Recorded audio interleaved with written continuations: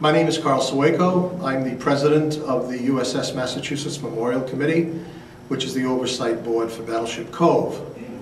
It's a great opportunity today to present to you Christophe Shea, who's our executive vice president here at Battleship Cove, and tell you a little bit about Christophe's history with our organization. Christophe came to us when Brad King was at the helm and was hired for communications and for customer experience here at Battleship Cove with his background in museum.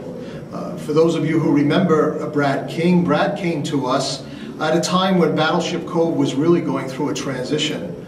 Many of our World War II veterans retiring and astrally passing away, so that their numbers were dwindling. And we needed to look at an opportunity to reinvent ourselves for a new generation. Brad let us know that we had to become a museum and not just a memorial, and that progress has gone on for the better part of 5 or 6 years at this point. So Christophe was an understudy for Brad and also for John McDonough. And now Christophe has had the opportunity to take over the helm at Battleship Cove and to provide the ideas and initiatives that he has to see Battleship Cove through the next century. So I think, Christophe, you can tell us a little bit about your background. We're certainly excited. We have a very young team here now at Battleship Cove. Well, thank you, Carl.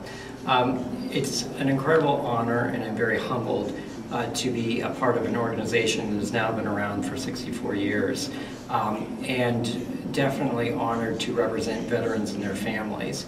What we're doing here at Battleship Cove is basically peeling back the steel to reveal the personal stories of the sailors that served aboard our ships, and create programming that educates the public about the sacrifices that they made, and then also the stories and sacrifices their families made on the home front.